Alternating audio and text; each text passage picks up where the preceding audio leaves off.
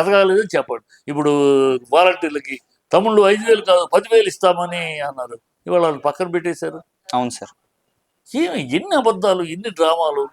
కనీసం ఇలాంటి మాట అన్నామైన వాళ్ళకి నోరు కూడా, ఆ నాలుగు కూడా ఏమి సంశయించట్లేదు. అబద్ధాలు చెప్పారు వచ్చారు, ఇంకా దాన్ని దబాయిస్తారేంటి? ఎప్పటికైనా బుద్ధి తెచ్చుకొని లేదు నేను చేస్తాము, దానికోసం కృషి చేస్తున్నామన్నా చెప్పుకోవాలి. అదే లేదు అబద్ధాలు. 4 లక్షల ఉద్యోగాలు ఇచ్చేసామని గవర్నర్ తోటి మాట్లాడిస్తారు. నిలదీస్తే మండలిలో నిలదీస్తే ఇచ్చేసామని చెప్పలేదు, ఇస్తానికి ప్రయత్నిస్తున్నామని చెప్పారు. అక్కడేమో రికార్డ్స్ చూస్తే ఇచ్చేసామని చెప్పాడు. అవును సార్. ఎంఓయూలో సంతకం చేసిన 1,62,000 వచ్చేసి నీ పెట్టుబడులు అంటారు. ఎంఓయూలో సంతకం చేసి వచ్చేస్తాయా? గతంలో మన చంద్రబాబు 14 నుంచి 19 పీరియడ్లో 3,40,000 కోట్లు ఎంతో పెట్టుబడులు వచ్చేసి అని చెప్పారు. చివరికి వచ్చేటప్పుడు 33 కోట్లు కూడా 35 కోట్లు కూడా రావాలి. అవును సార్. ఎంఓయూలు ప్రతి ఒక్కరు పెడతా ఉంటాడు, వస్తాము చేస్తాం. డావోస్ ఒక మీటింగ్ సెంటర్ అది. దావూస్లో అదొక ఎంట్రీ, అందరూ వస్తారు. అనగానే ఏ దేశం నుంచి ఎవరు వచ్చినా వచ్చేస్తారు. వాళ్ళు సరదాగా కూర్చొని ఒక గెట్ టుగెదర్ లాగా అది. ప్రతి ఒక్కడు నేను పెట్టేస్తానంటాడు. తీరా గ్రౌండ్ రియాలిటీకి వచ్చేటప్పటికి మాకు అది కావాలి ఇది కావాలి, ఇలా అయితే పెడతాం అలా అయితే పెడతాం అంటారు. ఇక్కడ అన్ని గంతమ్మ కోరికలు వాడికి అడిగే గొంతమ్మ కోరికలు తీరిస్తే మనకు వచ్చేది ఏంటి లెక్క చూసుకుని ఏ గవర్నమెంట్ అయినా అది మనకు వర్కౌట్ అవుతుందిలే అనుకుంటారు. సో పెట్టుబడులు పేపర్లో ఎంఓయూలు పెట్టుబడులు కావు. ఇంతవరకు దేశ చరిత్రలో ఎక్కడ కూడా, ఏ రాష్ట్ర చరిత్రలో కూడా ఎంఓయూ అనేది లేదు, 100% అవ్వదు. దాంట్లో అంతా ప్రాక్టికల్ వచ్చేది. అంత పెట్టుబడులు వచ్చేసిన అబద్ధాలు చెప్తారు జనాలకి. ఇవన్నీ అబద్ధాలతోటి ఎంతకాలం గడుపుదాం అనుకుంటున్నారు? జగన్ మీద జగన్ జపం చేస్తూ ఎన్నాళ్ళు గడుపుతారు? ప్రతిదానికి తుమ్మొచ్చినా దగ్గొచ్చినా విరోచనైనా గత ప్రభుత్వం ఎన్నాళ్ళు పాపం గడుపుతారు? 9 ఏళ్ళు అయిపోయింది. వాళ్ళ తప్పు ఒప్పో మేము చెప్పింది అబద్ధం నిజమో నమ్మే కదా వాళ్ళ పక్కన కూర్చోటి మీకు ఇచ్చారు. మిమ్మల్ని సరి చేయమనే కదా. మరి మీరు సరి చేసే పని మానేసేసి వాళ్ళు ఇచ్చేసారు మా చేత కట్టలేదంటే దిగిపోండి, నేను చదవకపోతే. సరే అదొకటి. ఇంకా వైట్ పేపర్ ఏదైతే ఉన్నదో గత ప్రభుత్వం ఇంత తప్పు చేసింది ఇంత తీసుకొచ్చిందని కూడా ఒక లెక్క అయితే చూపిస్తారండి కదా సార్.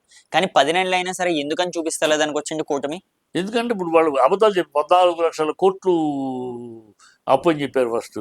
తర్వాత అది 11 అయ్యింది. పురంధేశ్వరి గారు 11 లక్షల కోట్లు అంది. తర్వాత ఇంకో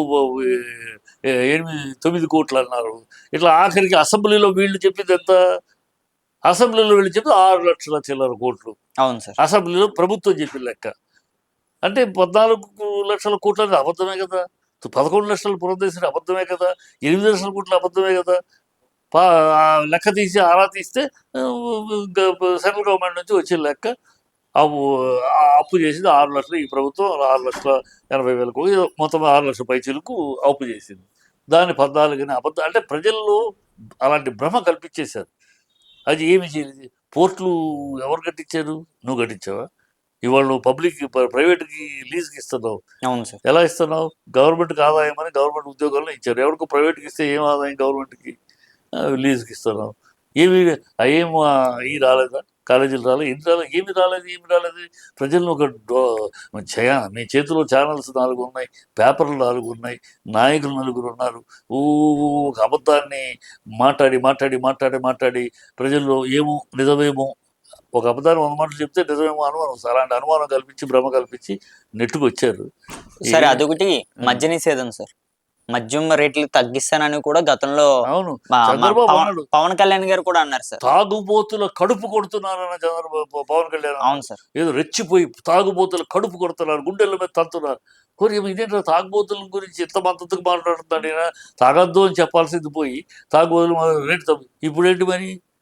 ఇప్పుడు అయ్యే మధ్యలో బ్రాండ్లు అన్నారు, తప్పుడు బ్రాండ్లు అన్నారు, ఆ బ్రాండ్లు అన్నారు, జగన్ బ్రాండ్లు అన్నారు. మరి అయ్యే బ్రాండ్లు ఇవాళ కూడా. అవును సార్. అదొకటి. పెట్రోల్ ఒకటి సార్ చెప్తా, అదే బ్రాండ్లు రేట్లు పెంచారు. ఎక్కడ తగ్గించారు రేట్లు? మేము తగ్గిస్తాం, మేము వస్తే తగ్గిస్తాం. బీజేపీ వాళ్ళేమో 50 రూపాయలకి ఇస్తాం క్వార్టరు. సోమవీర్రాజు వీళ్ళేమో తగ్గించేస్తాం, కడుపు కొడతారా, 100 రూపాయలది 120 చేస్తారా, డామ్ డూమ్ డకాలు మాట. ఇవాళ మీరు అమ్ముతుంది ఏంటి? అదే బ్రాండ్లు మీరు ఇంకా 130, 130, 140కి అమ్ముతున్నారు. ఏం నోరా తాటి పట్ట వాళ్ళు కూటమి అన్ని అబద్ధాలు ప్రజల్ని మభ్యపెట్టి ప్రజల్ని ఆ పేపర్లు వాళ్ళ చుట్టూ 4 పేపర్లు పెట్టుకొని 4 ఎలక్ట్రానిక్ మీడియా పెట్టుకొని ఊ ఒక అబద్ధాన్ని చెప్పి చెప్పి చెప్పి రుద్ది ప్రజల్లో ఒక అనుమానాన్ని పుట్టించి ప్రజల్లో ఒక నమ్మకాలకు పెట్టి వచ్చారు. సరే ఏదైతే సచ్చారు. నేనేమి మీరు పరిపాలించ వచ్చారు ప్రజలు, ఏదైతే మిమ్మల్ని ఎన్నుకున్నారు ప్రజల కోసం పరిపాలించండి, ప్రజాపాలన చేయండి. నిన్న అంటాడు సీఎం గారు, ఆయన ఏమో రాజ్యాంగబద్ధంగా ఎన్నుకోబడిన వాడు సార్ వైసీపీ వాళ్ళకి పరోక్షంగా కానీ ప్రత్యక్షంగా కానీ ఏ సహాయం పనులేం చేస్తారు? చేయరు. ఎలా అంటాడండి ఒక సీఎం? వైసీపీకి 40% ఓట్లు వేశారు. అవును 40% అంటే 5 కోట్లు ఎంతమంది? 2.5 2.5 కోట్లు అవును కదా, సార్ 2.5 దాదాపు 2 కోట్ల అవునండి 2,40,00,000 మంది. 2,00,00,000 మందికి ఆంధ్ర రాష్ట్ర ప్రజలు కాదా వాళ్ళు? నువ్వు ఒక రాజ్యాంగంగా ప్రమాణం చేసిన వాడివి. ఆంధ్ర రాష్ట్ర ప్రజలకు 5 కోట్ల ఆంధ్రులకి నువ్వు ముఖ్యమంత్రివా? మేము ఓన్లీ కూటమి యొక్క 2,60,000 మందికి 2,60,00,000 మందికే ముఖ్యమంత్రివా? ఏం మాటలయ్యి? ఏం అసలు గతంలో అది జగన్ ఏమన్నాడు? జగన్ వీడియో చూడండి. జగన్ ఏమన్నాడు? అవును సార్ కులము మతము పార్టీ మనకు ఓట్లు వేయకపోయినా సరే వాళ్ళు అర్హులైతే వాళ్ళకి ఇవ్వండి, ఎవరు అడ్డుకోవద్దు. మన పార్టీ వాళ్ళైనా సరే చెప్తున్నాను, ఎవరు అడ్డుకుంటారు లేదు. అర్హులైతే ఎవరికైనా ఇవ్వండి. వాళ్ళు ఏ పార్టీ అవ్వచ్చు, ఏ కులం అవ్వచ్చు, ఏ మతం అవ్వచ్చు, కుల మతాలకు అతీతంగా పార్టీలకు అతీతంగా చేయాలని జగన్ అన్నాడు. అవును సార్ అలాగే జరిగింది. నువ్వు ముఖ్యమంత్రి అయ్యుండి నువ్వు 14 ఏళ్ళు అనుకుంటూ రాజ్యాంగబద్ధంగా ఎన్నుకుని రాజ్యాంగ పుస్తకాల మీద ప్రమాణం చేసి కదా నువ్వు రాజ్యాంగ ఈ మాట అంటావా? అనొచ్చా? రాజ్యాంగబద్ధమైనది, రాజ్యాంగం తొంగలో తొక్కే మాటలు కావు. పేటరైపోతున్నారు. ఏం మాట్లాడుతున్నాము, ఎందుకు మాట్లాడుతాం తెలియదు. ఏదో రెచ్చిపోయి మాట్లాడుతారు. ఇప్పుడు ఎక్కడ తీసుకెళ్తున్నా నీ రాష్ట్రం, నీ కూటమి రాష్ట్రాన్ని ఎక్కడ తీసుకెళ్లాలని అంటే కొట్టుకొని సావాలి జనాలు. ఈ రెడ్ బుక్ అని నువ్వు ఇవాళ రెడ్ బుక్ అని ఓ హంగామా చేస్తారు. రేపు వాళ్ళ బ్లూ బుక్ వస్తే మిమ్మల్ని హంగామా చేస్తారు. సార్ ఇప్పుడు ఈ విషయం గతంలో ఒక్క నిమిషం, గతంలో ఈ విషయం ఈ దేశంలో ఏం తెలియదు పవన్ కళ్యాణ్ కానీ వీళ్ళకి తెలియదు. చంద్రబాబు అంటాడు తెలిసినా ఊరుకుంటారు. లోకేష్లు వీళ్ళకి ఏం తెలియదు. తమిళనాడులో గతంలో ఇలాగే ఎంజిఆర్ కరుణానిధి జయలలిత అవును సార్ జయలలిత రాగానే కరుణానిధి గారు లోపలేయటం, కరుణానిధి గారు రాగానే జయలలిత లోపలేయటం, అవును సార్ వాళ్ళ కార్యకర్తలు వీళ్ళ కార్యకర్తలు కొట్టుకుంటాం, విషాలు చిమ్ముకుంటాం, వైషమ్యాలు ఎక్కడికి ఇప్పుడు ఆ తమిళనాడులో రాష్ట్రం ఏ మూలకి వెళ్ళినా కూడా, ఏ ఊరు ఏ జిల్లాకి వెళ్ళినా కూడా వాళ్ళిద్దరు కొట్టుకుంటారు ఉంటారు. అంటే ఆ వైషమ్యం అంత పెరిగిపోయి ఎప్పటికప్పుడు కొట్లాట్లు తన్నులాట్లు. బెంగాల్, వెస్ట్ బెంగాల్ అదే పరిస్థితి, బీహార్ అదే పరిస్థితి. ఇలాగ చేయటం వల్ల అదే పరిస్థితి. ఇది కావాలా చంద్రబాబుకి?